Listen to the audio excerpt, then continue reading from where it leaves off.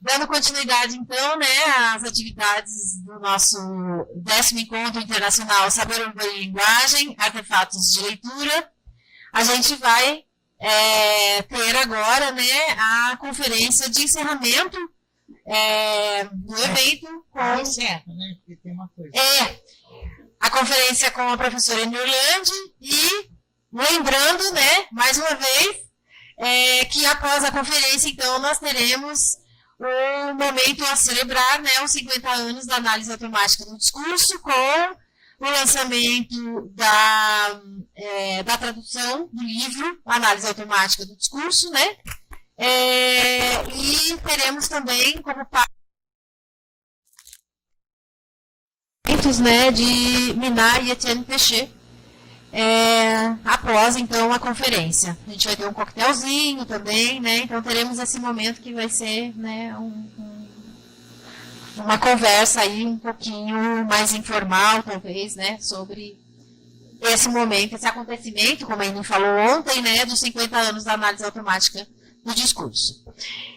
Bom, apresentando, então, a professora Enirlande.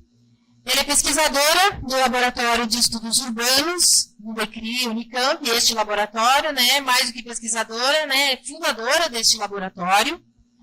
É professora colaboradora do IEL, aqui da Unicamp também. É atualmente professora visitante do Prof. Letras da Unemat, Universidade do Estado do Mato Grosso. Falei certo. É autora de uma obra imensa, né, que tenho certeza que todos que estão aqui conhecem uma grande parte, mas vou citar alguns, como As Formas do Silêncio, né, que ganhou o Prêmio Jabuti. Eu acho que é uma obra muito, muito importante. Foi reeditado em 2015.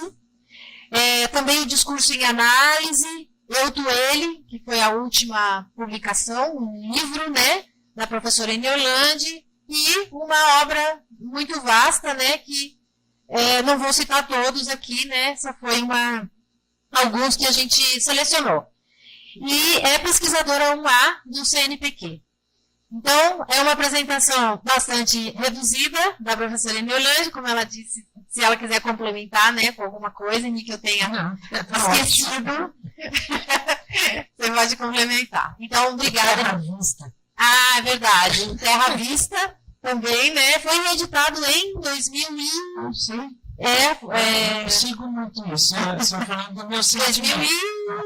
Mas foi recentemente também o Terra Vista, né? Teve uma reedição recente, aí pelos anos de 2000, e também por volta de 2015, eu acho que foi.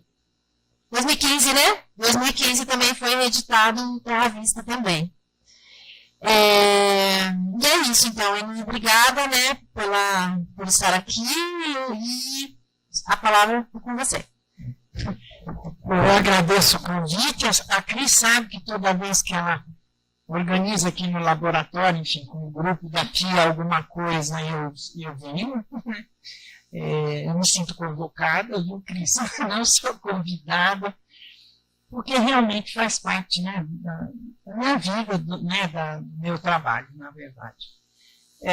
Eu quero dizer o seguinte, que eu vou ser obediente, né, para falar do artefato, mas eu sempre tenho, né, eu não sou totalmente obediente, né, sempre dá umas puxadinhas para o meu lado. Então, vou aproveitar para falar de algumas coisas que sobre as quais eu tenho refletido ultimamente, eu não diria que agora, mais atualmente, mas uma das coisas é a minha preocupação com o que se diz, o que se faz, né, e as situações que têm sido criadas para as ciências humanas em geral, e a análise do discurso ou a linguística sendo parte das ciências humanas, eu já aproveito para estender um pouco, né, a minha reflexão pensando as ciências humanas. Então, isso vai estar nas entrelinhas, não é que eu vá falar disso diretamente, mas eu chamo a atenção porque isso eu acho importante no meu trabalho atualmente, eu sempre estou pensando isso. Então, Ô, gente, eu lembrei quando eu vim aí que eu não desliguei meu telefone. Ele tá aqui? Desculpa. Ó, e aí vocês viram, então, artefato nas ciências humanas, um sentido para extensão. A extensão, aí eu estou pensando curso, a formação, pesquisa e extensão. E eu vou complicar um pouco as coisas, mas eu vou falar disso. E enquanto isso, enquanto eu desligo meu telefone, podia já passar, que eu pedi para mostrarem um recortezinho pequeno que foi filmado pela Grace, pelo Silas, enfim, no nosso projeto Barracão, que eu participei com a Cris, né, do projeto, e eu quero passar um pouquinho porque essa reflexão, como outras que eu já fiz, elas partem um pouco dessa minha experiência, então eu gostaria de partilhar com aqueles que não viram ainda, porque eu tenho mostrado com certa frequência. Só explicar o que vai, se vocês puderem ver depois, que é importante, é que essa pesquisa foi feita aqui, né, com a coordenação da Cris Barracão, e essa parte que me coube foi justamente conversar com as mulheres, e a gente fez o seguinte, a gente passou filmes, a gente teve vários, um contato, vamos dizer, bem trabalhado com elas, né? E aí a minha conversa com elas a gente gravou, e nessa parte, como nos filminhos que a gente passou, né, nos documentários, tinha muita questão dos sonhos, os sonhos, né? Eu conversei com elas sobre os sonhos que elas tinham. E era isso que estava ali, que está ali silenciado, mas com possibilidade de ouvir se der, né? E aí é interessante, porque elas que me fizeram ver essa questão que eu estava conversando aqui paralelamente há pouco, o como estava mal compreendido o que são relações sociais. E aí, a partir desse trabalho, eu trabalhei muito com o deslocamento, através da análise do discurso, da noção sociológica de relações sociais, que, na verdade, não é só sociológica, ela passa por senso comum e continua, vamos dizer, produzindo os efeitos de sentidos que estão mais vindo da sociologia. E aí eu pus em questão através desse trabalho, tá? Isso para descrever para vocês. Vocês não virem, não tem importância, é um pouco isso que eu vou puxar para a minha exposição. Bom, agora começando de fato, eu pus essa epígrafe do Nietzsche, e eu vou repetir lá dentro, porque em um certo momento eu vou comentar, e aí o que está grifado, na verdade, fui eu que grifei, né? Que é uma soma de relações humanas, e esse, após longo uso, parecem a um povo sólidas, canônicas e obrigatórias. Né? Eu acho isso importante, então vamos começar. Vamos para o texto.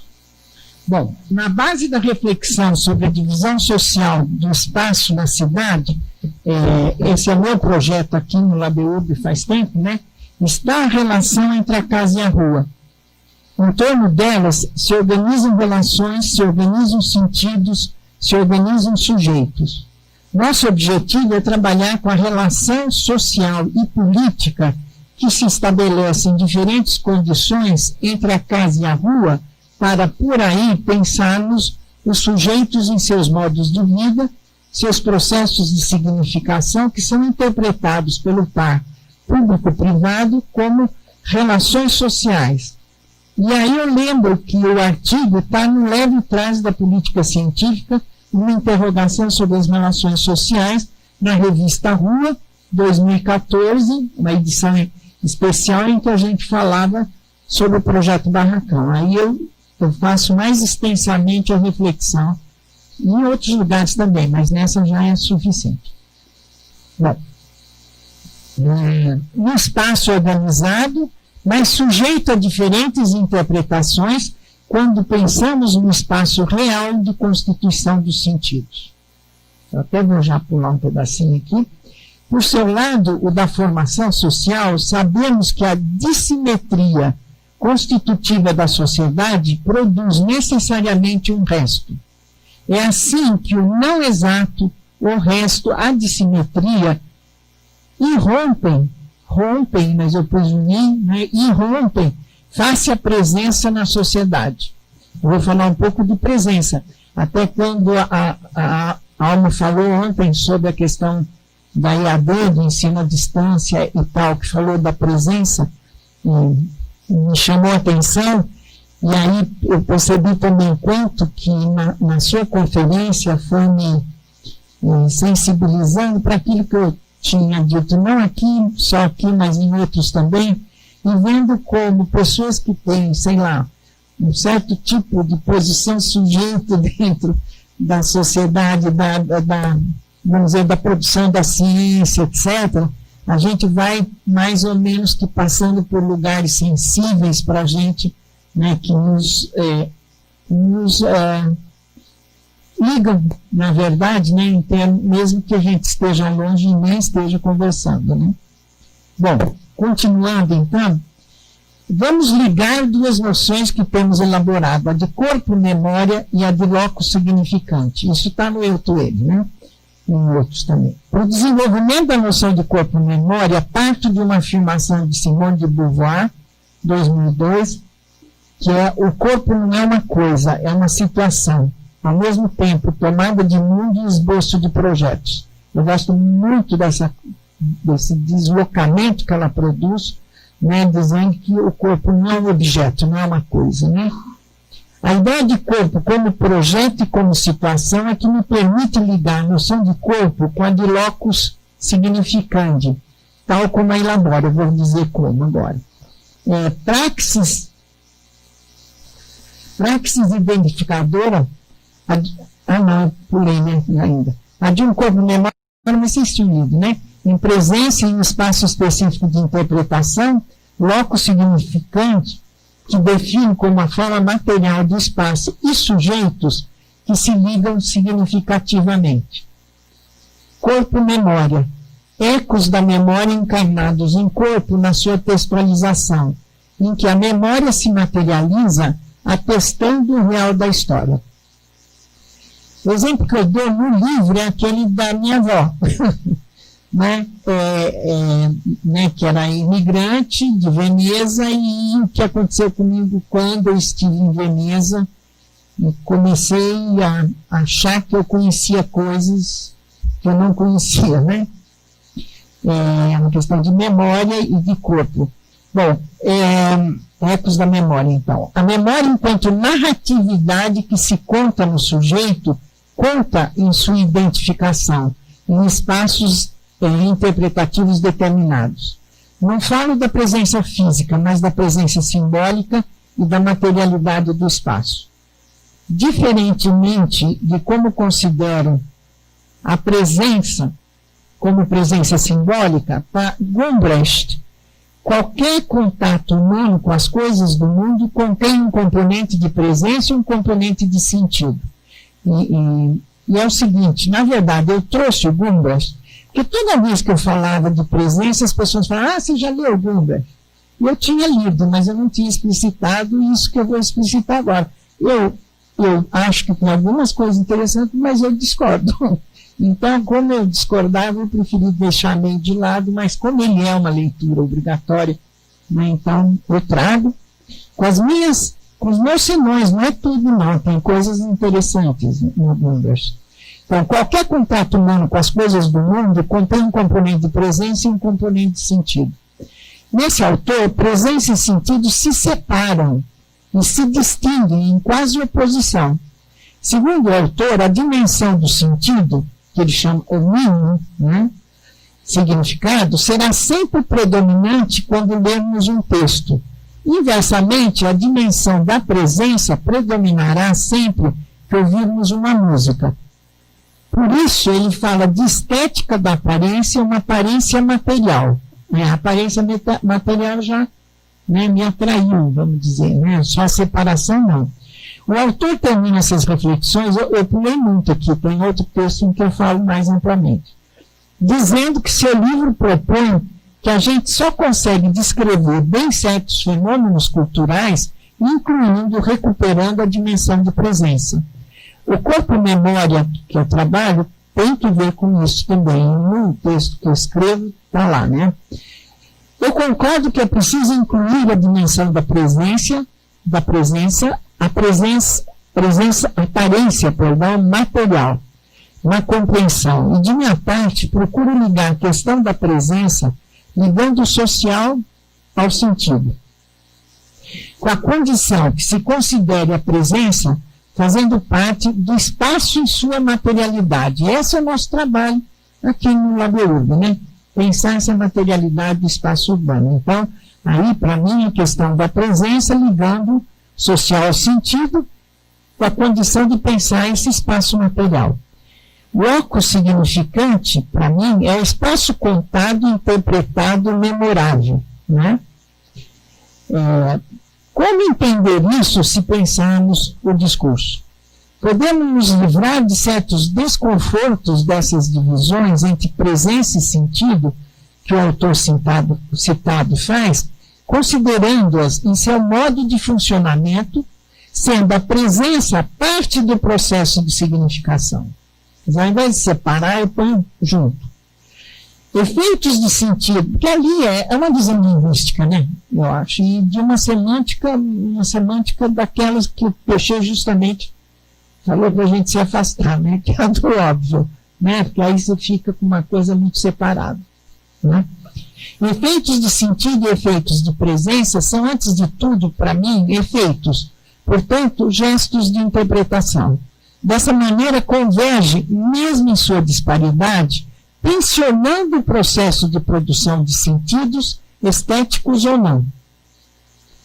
Agora, a minha próxima, eu introduzo justamente logo a noção de artefatos, falando, sobre o título é Lugares de Pesquisa e Artefatos. Agora já está, né? Temos procurado pensar lugares, espaços, enquanto lugares urbanos. Espaços urbanos com a noção que elaboramos de tópica cívica. Tem uma nota aí que eu acho importante ler pelo menos num pedaço. O que eu chamei de tópica cívica, né? Como tem afirmado, não há cidadania em abstrato. O que há são lugares com sua materialidade. Os lugares institucionais são lugares discursivos e neles se configuram os processos da manifestação concreta de sentidos de cidadania. Isto é tópica cívica, do meu ponto de vista. Esses sentidos, eu ponho um pedacinho da definição, mas não tem importância, não podem ser pensados fora das condições materiais da existência desses indivíduos, ou sujeitos individuados, nas suas relações com a sociedade.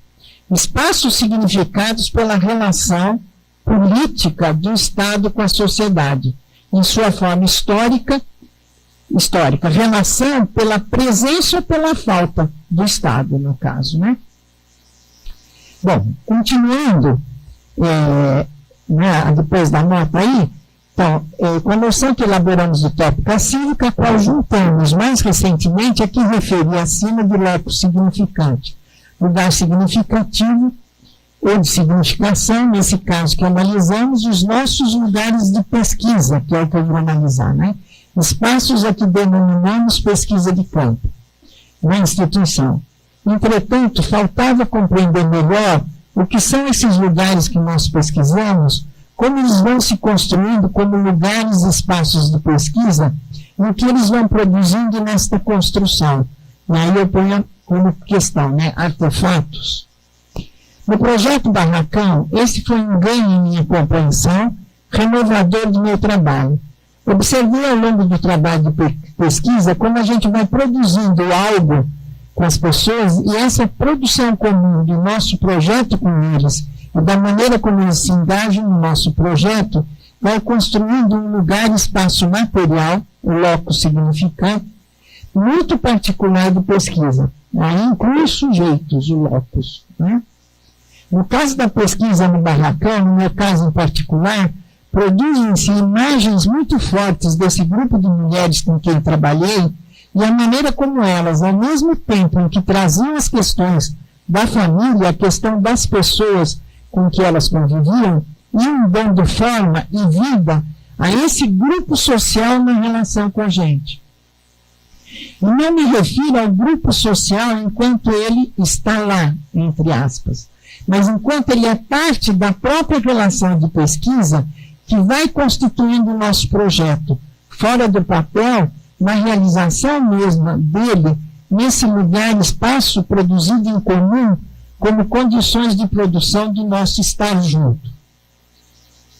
Tem presença, loco significante, materialização de um espaço de significação. Não sabia ainda eu, né, nomear isso, né, com aspas, adequadamente, e fiz disto um dos meus objetos de reflexão atuais.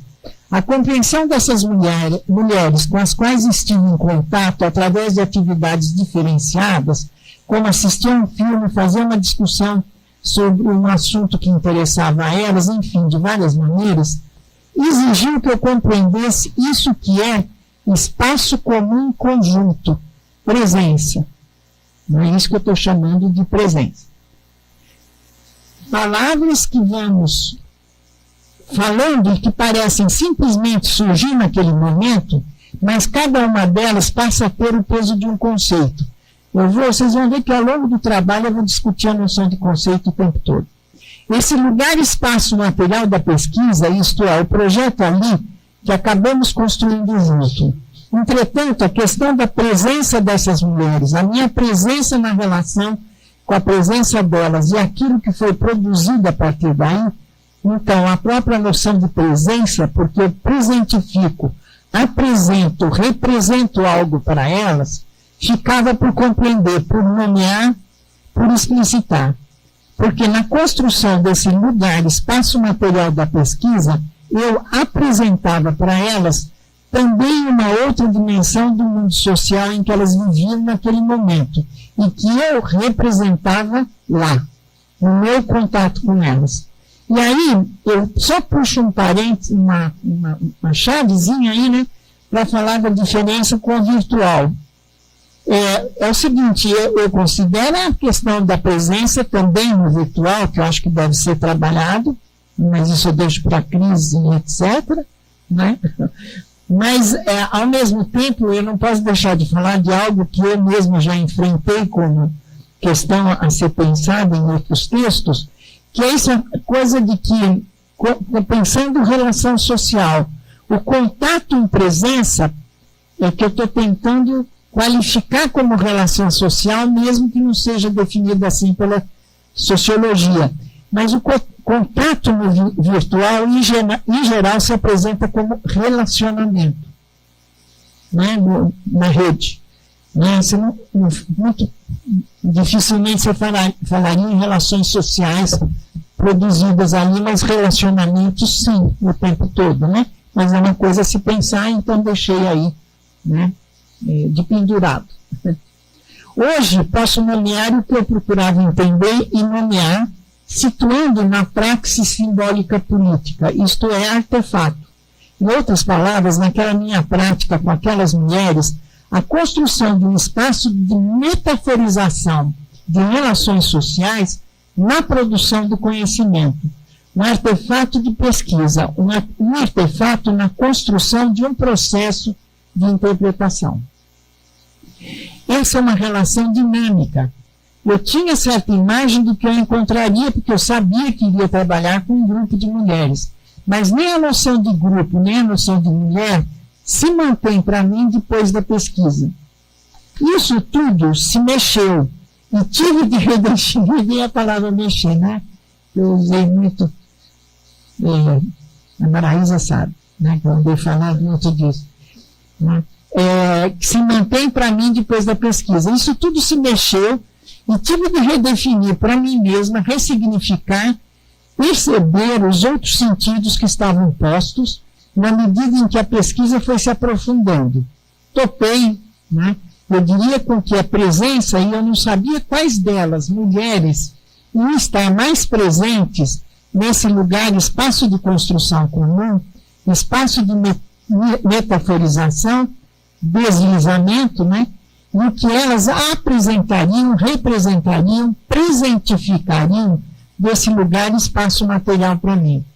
Ao mesmo tempo me interrogava sobre o que eu ia conseguir mobilizar para conseguir ter uma presença produtiva, minha mesma, representar um espaço, o meu espaço social, posição sujeito pesquisadora, para que se constituísse um acontecimento de conhecimento que a gente pudesse trazer como resultado dessa experiência e dessa pesquisa. Quanto à questão sobre a sociedade, o que aprendi e que não se conhece, é que não se conhece a sociedade de um olhar só, de uma forma inaugural, de uma vez só. Costumamos falar muito da relação da universidade com a sociedade. Bom, continuando, né? Penso que a cada projeto vamos aprendendo que, além das definições, na impossibilidade de abarcar de uma forma mais inteira, num primeiro momento, o que da sociedade está ali presente, e o que significa, né?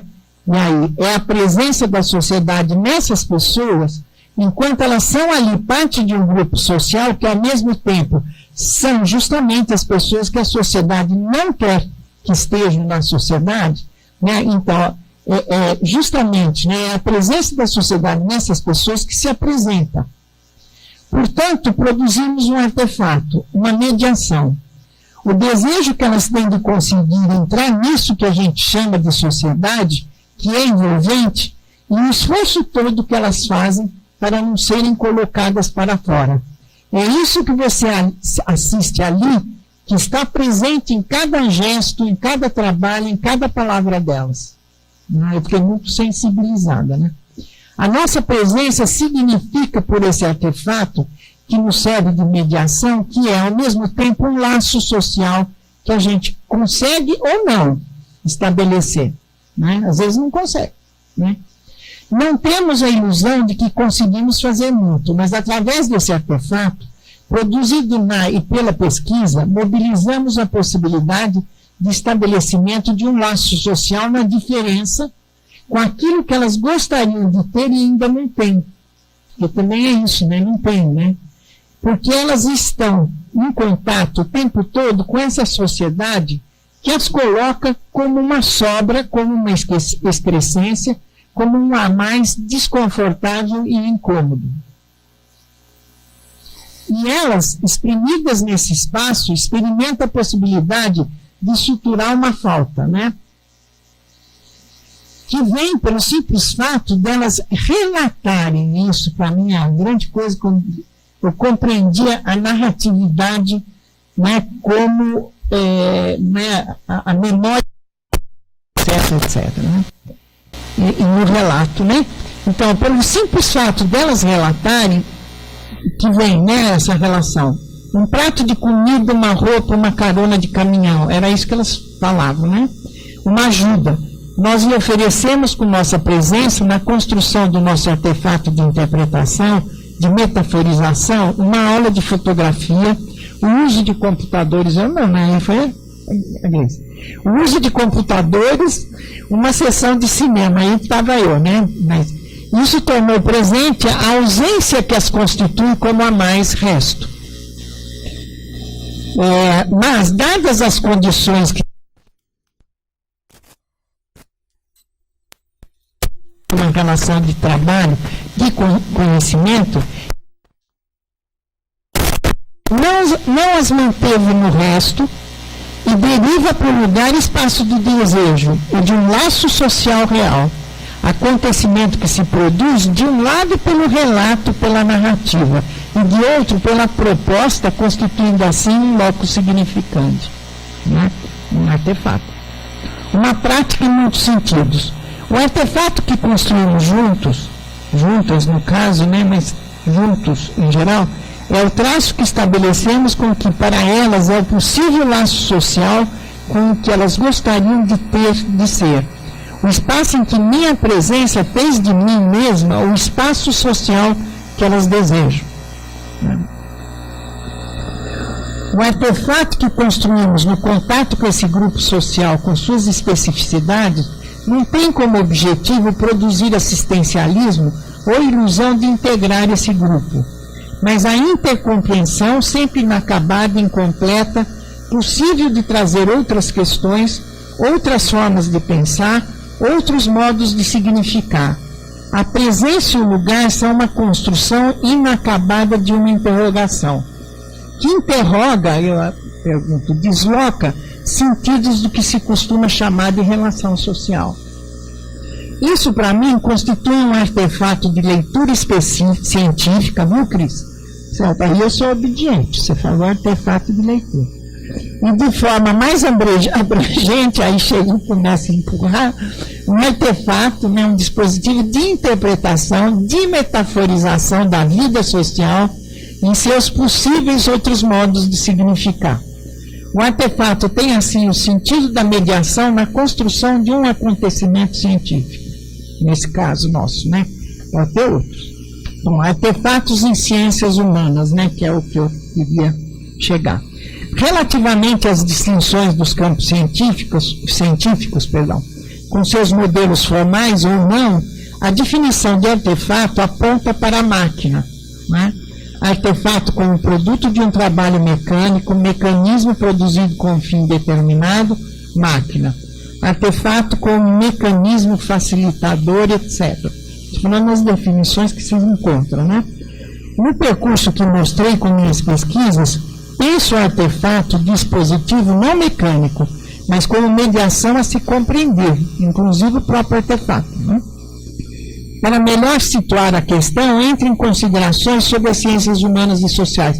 Eu sei que aqui vai ficar meio complicado, porque eu acho que ainda não encontrei a forma de dizer melhor, mas eu quero, de toda maneira, estou arriscando trazer, né? O campo das ciências humanas é muito amplo. Vamos falar a partir de um pequeno recorte desse campo, que é o dos estudos e pesquisa em ciências da linguagem.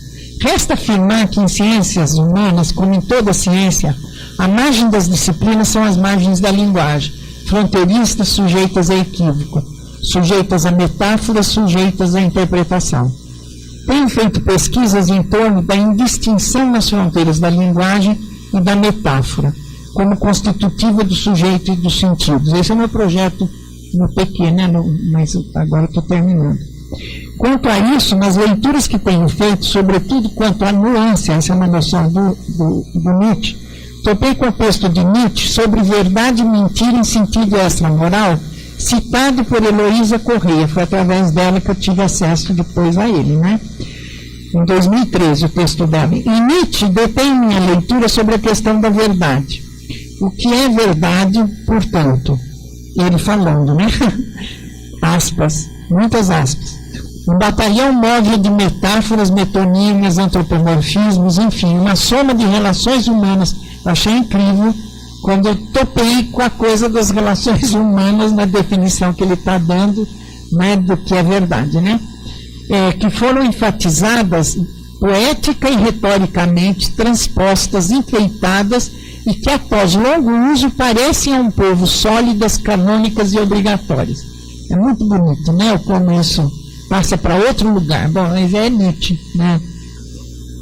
No meu caso, não pensando a literatura ou a filosofia, mas as ciências da linguagem e as disciplinas de seu quadro, penso aí a questão das relações sociais, tais como são ditas pelo discurso da sociologia, e como retomei discursivamente como real de sentidos, com que entrei em contato a produzir um artefato que tornou possível uma mediação em que pude redefinir relações sociais como relações de reexistência.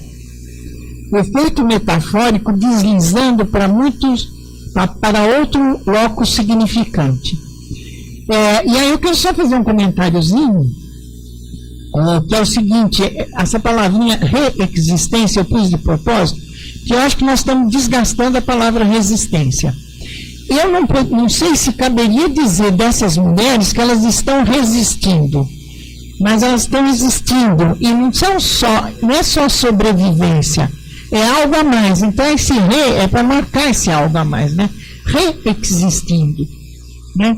Porque elas metaforizam a própria forma de vida que chega até elas, seja de que jeito for, inclusive por mim, né? Eu acho, né? E aí é que eu acho que é importante esse reexistência. Efeito metafórico deslizando para outros locos significantes. Aí que eu disse que eu não sei se eu estou escrevendo direito ainda, mas eu estou fazendo força. E aí também, por que eu acho que é importante? Porque vocês vejam que lá em cima também, antes eu falei que era considerado o resto a mais, etc. Eu não falei disso, na exclusão, eu não falei que elas estão fora da sociedade. Porque é isso que eu acho que não estão fora, justamente. Porque se estivesse, já estava resolvido o problema capitalista de boa. Né? Mas não estão dentro. Né? O que está é justamente sendo significado como o resto, como a mais, mas faz parte. Né? Então, para mim, não existe esse fora da sociedade. Não estão excluídas, mas não estão fora. Né? Aí, outra vez, a presença, né? A noção de presença ali. Né? Vale lembrar que metáfora para o analista de discurso é transferência. Uma palavra por outra, né? como diz o Peixe, trazendo do Lacan, né? No Vérité de la Palisse. Em sua citação, a autora Heloísa Correia continua com o que diz Nietzsche da verdade. As verdades são ilusões das quais vocês vão ver que eu vou deslizar do sentido de verdade do Nietzsche para outro lugar. Das quais se esqueceu que são metáforas que se tornaram gastas e sem força sensível. Moedas que perderam sua efígie e agora só entram em consideração como metal, não mais como moedas. Alguns aspectos dessa afirmação não são muito claros. A da materialidade da verdade, quando se compara a moedas, que ao perderem a efígie, para mim aí é o simbólico, né? Só funcionam como metal. Posso pensar a efígie como simbólico. As ilusões que fazem com que se esqueça que a verdade é verdade é uma afirmação discursiva preciosa. Memória, esquecimento, imaginário, ilusões. Metáfora que perde a capacidade de transferência porque transforma a moeda em metal. Verdade e ilusão de verdade. É o real, para mim, aí né, trazendo a questão do real. Não se pode, pois, trocar, nesse caso, da perda de transferência, não se pode trocar moeda com moeda, porque só tem metal com metal, e metal com metal, cadê? Né? A significação aí. Parafraseando Nietzsche, pensando a questão da metáfora discursivamente, como transferência na linguagem, palavras, nesse caso, deixam de falar com palavras, cristalizam sentidos estabilizados e silenciam. Me lembrou muito toda a fala da alma sobre aquele silenciamento todo, sobre todos aqueles apagamentos, etc. Você está trocando moeda com moeda, que é o próprio do capitalismo mesmo. E aí, cadê, né? Você não está mais, perdão, metal com metal, você não tem mais nem a moeda, que é o que ela disse, me ficou muito claro para mim, até o que eu tinha escrito, quando fala que na formação não é mais só capacitação, teria possibilidade, então, de sair de uma alienação e estar no trabalho, mas não existe essa possibilidade de verdade como ela mostrou, né? Quer dizer, não existe esse... prepara para o trabalho, mas sabe que não tem o trabalho, né? Então, vamos dizer, se há um silêncio de um lado, há do outro também, aí, né? Um apagamento. Para Nietzsche, por razões diversas às nossas, toda linguagem é metáfora. Eu não vou falar das razões dele, porque teria que entrar na filosofia e é bem mais complicado. Nossas razões discursivas são as que resultam da afirmação de que tanto sujeitos como sentidos se constituem pela metáfora. Né? Isso está no meu trabalho, onde eu falo mais fortemente disso. A Verli, mesmo uma vez, chamou minha atenção para esse livro, que é a interpretação, né? Que vocês andaram bem, você me comentou. A tua devolução foi importante para eu pensar outras coisas, viu, Verli? O que poderia ser dito mais amplamente, em acordo também com Nietzsche, que o humano é metáfora, isso ele diz, né? O humano é metáfora. Que se institui na metáfora sujeitos e sentidos para nós. Eu estou falando agora da perspectiva discursiva. Estamos sempre na transferência e na possibilidade do equívoco. Vindo para cá, quando eu estou pensando numa coisa, as coisas vão aparecendo. Vindo para cá, eu vi duas coisas. Uma era preconceito, outra era equívoco, na hora de dirigir. A primeira é que um cara vinha toda atrás de mim, chegou numa faixa que tinha gente atravessando, eu fui parando para ver se o cara parava. Mas como eu era mulher, o preconceito, essa idiota não sabe andar mais depressa, né? O caso que eu fiquei desesperado, porque eu ia pegar as pessoas. Então eu dei fui um pouquinho para o lado, para ele ver que tinha gente, porque ele estava achando que eu era idiota, né? E, bom, isso é o preconceito, né? A Dona Maria, né? Eles chamam a gente Dona Maria. Vocês, homens, não sabem o que está na direção, porque o que se chama de tia, Dona Maria, né?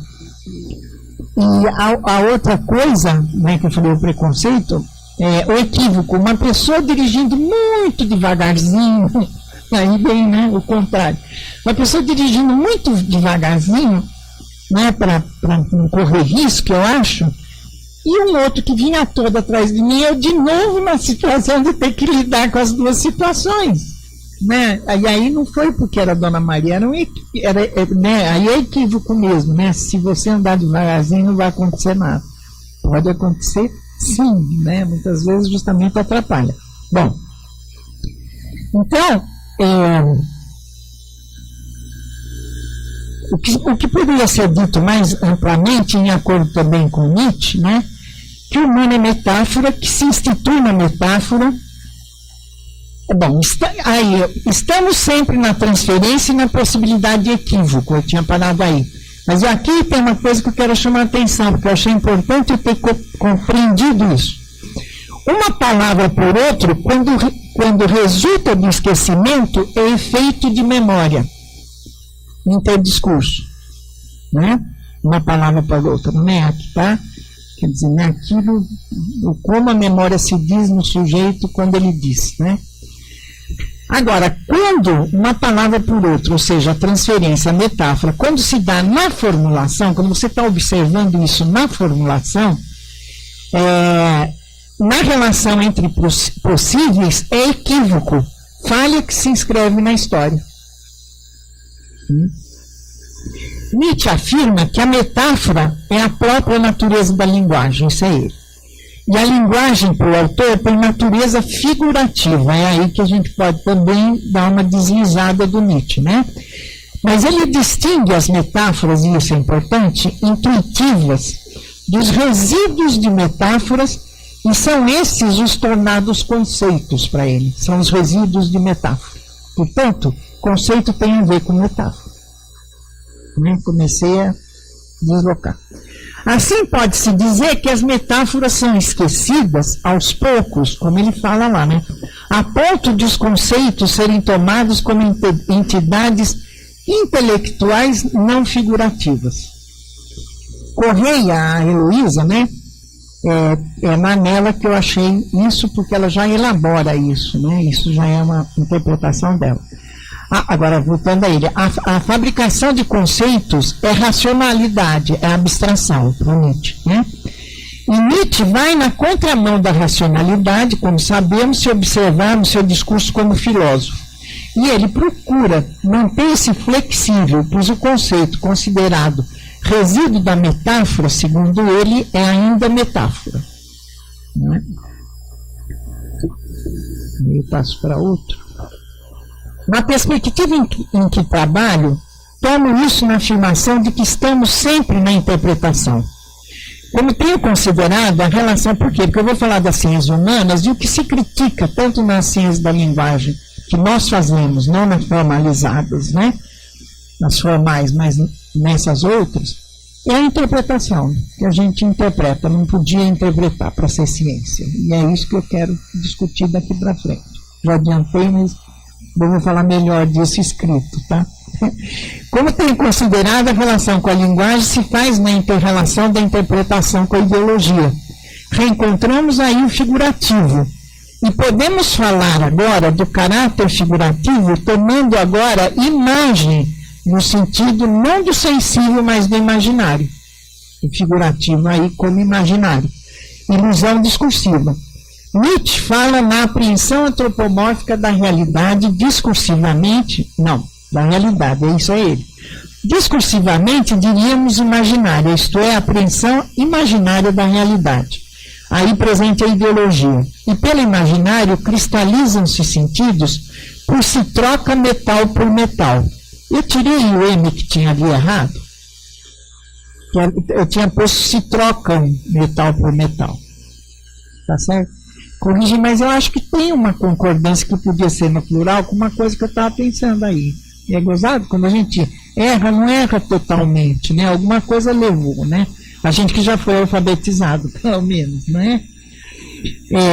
Apreensão, aí presente a ideologia. E pelo imaginário cristalizam-se sentidos por se troca metal por metal. Sem o sentido de moeda, sem possibilidade de metaforização. Metal e efígie, né? Não tem essa possibilidade. Então, até onde vai uma metáfora? Esse é um subtítulo. E isso é dito a respeito da filosofia do Nietzsche, né? Até onde vai uma metáfora? Quer dizer, a gente pode fazer filosofia com metáfora, né? Então, até onde vai? Eu quero mostrar que vai longe, né? Isso é dito da filosofia ou da escrita de Nietzsche com seus aforismos, metáforas, ensaísmo.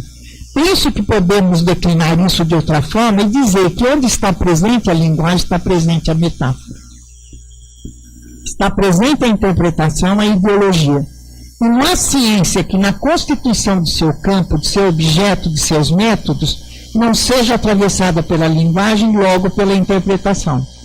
Apaga-se, como disse mais acima, as margens, as fronteiras das disciplinas, quanto à sua constituição pela linguagem. No entanto, e aqui começa a formular nossa questão mais propriamente, né, sobre as ciências humanas, no entanto, repito, colocam-se fronteiras rígidas, muros, barreiras entre, de um lado, as ciências humanas e de outras ciências exatas, naturais e as ciências da vida. A interpretação é um dos limites que alegam para separar as ciências humanas e sociais dessas outras ciências. Do mesmo modo que muitos se iludem, até mesmo cientistas, com a relação linguagem-pensamento e mundo, pensando haver uma correspondência e univocidade entre eles, do mesmo modo esvazia-se a ciência da linguagem da sua cientificidade, dependendo do modelo seguido, entre aspas, formal ou não formal. Esse último, em geral, é tomado como sinônimo de subjetivo, o não formal. Como se ela, a linguagem, fosse um instrumento transparente, né? Para os outros vira transparente. Só nós que temos que interpretar. Não é só um instrumento, nem é transparente. Nesse equívoco se instalam também até mesmo as ciências humanas e sociais, pensando poder analisar conteúdos separados de suas formas. Não há separação, não há conteúdos em si. Essa é a dança da legitimidade produzida por aquilo que se pretende considerar ciência e separar o joio do trigo. Ou, eu diria, separar o que se valida do que não se atribui validade. A maior parte dos processos de avaliação, mas disso eu vou falar lá no Espírito Santo, porque é para falar sobre a pós-graduação, critérios, etc., a maior parte, eu considero, dos critérios de avaliação são, na verdade, determinados por critérios de validação, de legitimidade, não avaliação.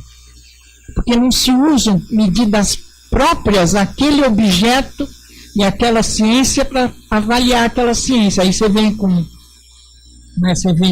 o que mede na engenharia para medir a linguagem, as medidas, os números, as estatísticas, etc., né? Que dominam. E aí não esquecendo que também porque dominam as experimentais, por exemplo, e eu quero safar o meu neto, ele faz física, né?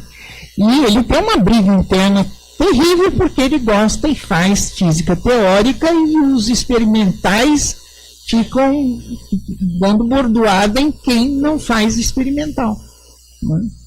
Como num certo momento, e o biologismo hoje para nós todos quando no outro momento era o comportamentalismo, vamos dizer, né? Eram outros, agora as medidas são essas, né? Para validação.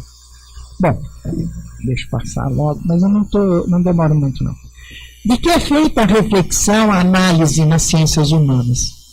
Aí eu vou falar na escrita das ciências humanas e sociais. De uma escrita em que se privilegia não o acabamento, o fechamento exato e completo, mas o processo e as relações. O provisório, o transitório, o parcial, o efêmero não são negados, nem negligenciados na reflexão, na crítica e na análise dos objetos das ciências do homem, ou melhor, das ciências que levam em conta os sujeitos na sociedade e na história.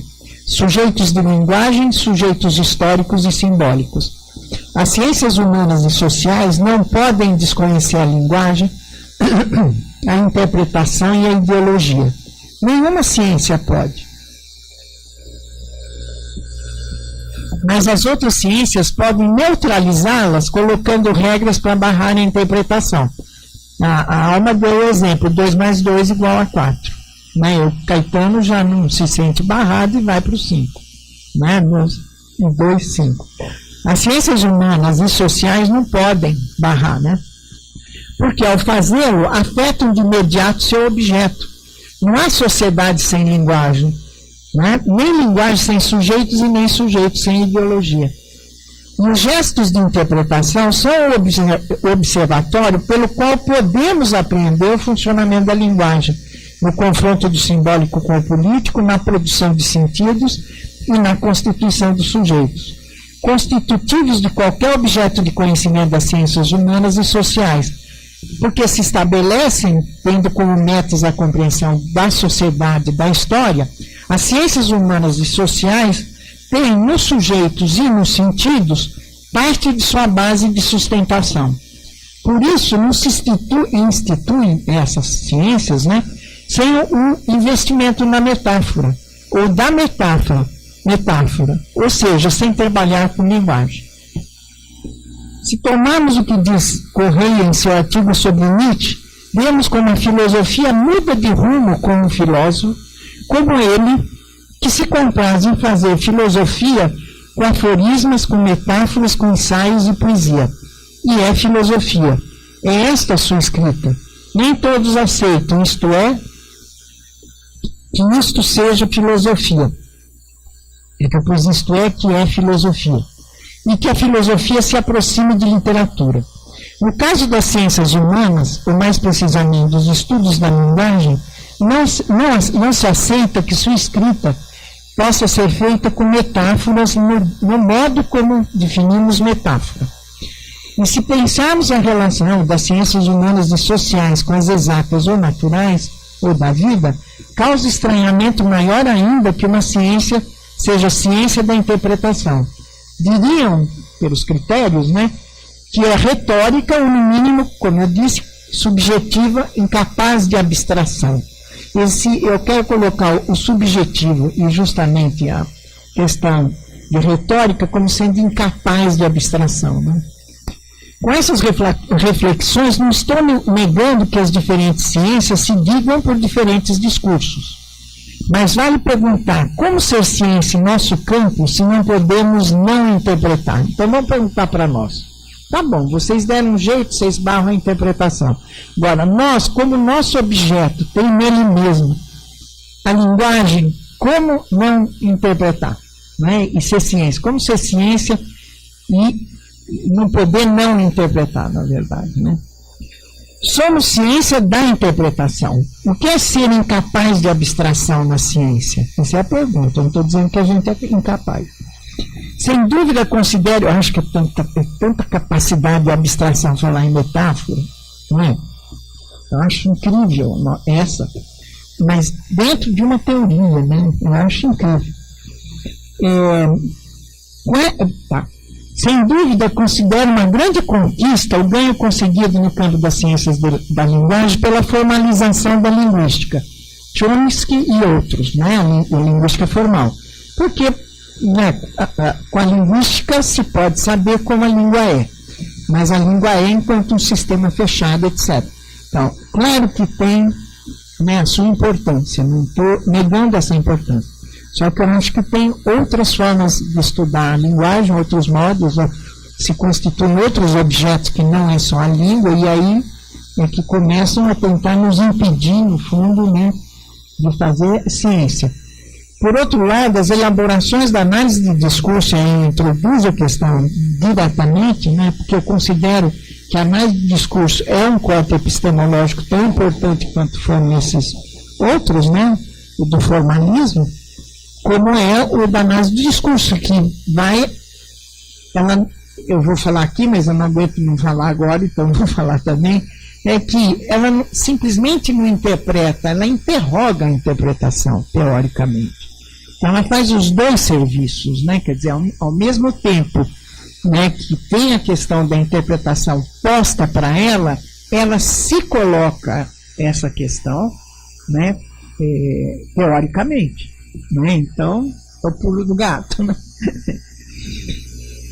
Então, por outro lado, as elaborações da análise de discurso de filiação materialista em direção ao estabelecimento de sua teoria, seu método e seu objeto como ciência no campo das ciências humanas, ou seja, como ciência da interpretação, tem fortes consequências em um corte epistemológico de estudo da linguagem que assim for estabelecido pelos formalismos.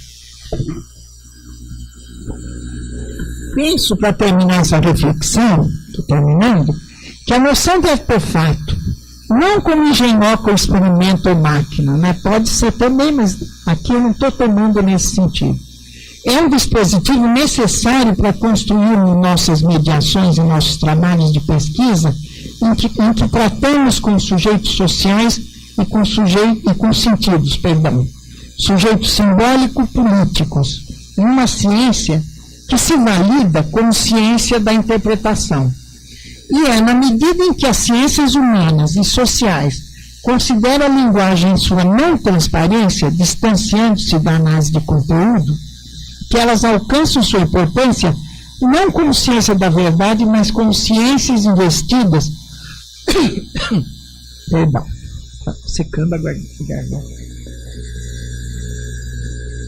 Como ciências investidas na compreensão de seu objeto, que é social e histórico, sujeitas à interpretação e que, portanto, em suas análises devem considerar em seus dispositivos a construção de seus artefatos que têm como instrumento o discurso, enquanto observatório do confronto simbólico-político produzido no funcionamento da linguagem e da ideologia, em que conceitos são resíduos de metáforas. Para a análise do discurso, fica com essas considerações que o cuidado na construção de seus artefatos de pesquisa, de interpretação, se houverem, deve ser parte da construção de seu dispositivo de análise, em acordo com o dispositivo teórico da análise de discurso, em que ideologia, interpretação, metáfora não são defeitos, mas seu modo próprio de constituição. Moedas feitas de metal com efígie, em que não podemos dispensar nem o metal, nem a efígie, pois são suas relações que nos desafiam no conhecimento. Daí a minha afirmação da metáfora, né, como abstração, entre aspas, né, na relação com a interpretação. É isso, acabou. Eu não pus aí, cara.